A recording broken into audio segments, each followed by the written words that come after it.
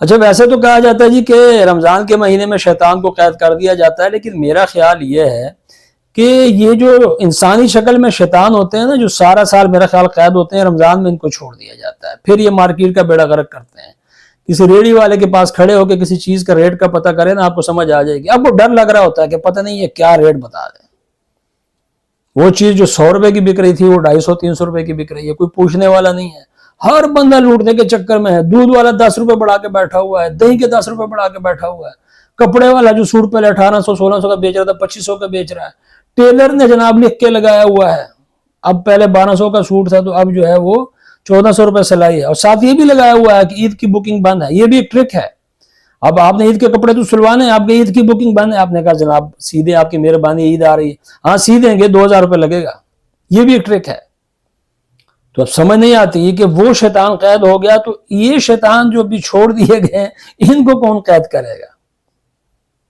بالکل سمجھ میں۔ اور پھر کوئی پوچھنے والا بھی نہیں ہے۔ ادارے کیا کر رہے ہیں؟ کتنے ادارے ہیں، فوڈ ہے، پتہ نہیں کیا کیا ہے، پرائس کنٹرول کمیٹیاں ہیں۔ میں ایک ادارہ دیکھ رہا تھا انوائرمنٹ کا، کہ وہ انوائرمنٹ کے ساتھ اچھی موٹر سائیکلیں دی ہوئی ہیں، نئی موٹر سائیکلیں ہیں، نئی وردیاں انہوں نے پہنی ہوئی ہیں، ینگ لڑکے بیٹھے ہوئے ہیں اور وہ سڑکوں پہ گشت کر رہے ہیں، پھر رہے ہیں۔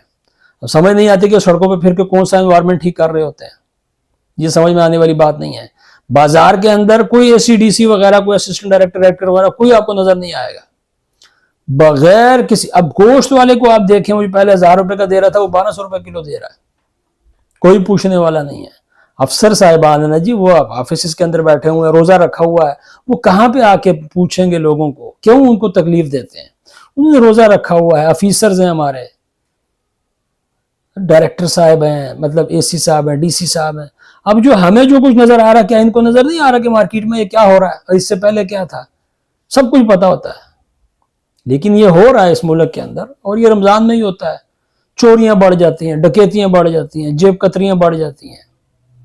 ہر وہ کام جو پہلے نہیں ہو رہا تھا وہ اب رمضان میں زیادہ ہو رہا ہے۔ ہاں نماز بھی پڑھتے ہیں، یہ نہیں کہ نماز نہیں پڑھتے، ٹوپیاں بھی سروں پہ رکھ لیتے ہیں، کچھ لوگ مسواک بھی یہاں پہ سجا کے رکھ لیتے ہیں، لیکن برائی جو ہے وہ اپنے عروج پہ چلی جاتی ہے۔ سمجھ یہ نہیں آتی کہ وہ شیطان قید ہے یا پھر ان شیطانوں کو پہلے قید تھے اور اب ان کو چھوڑ دیا گیا۔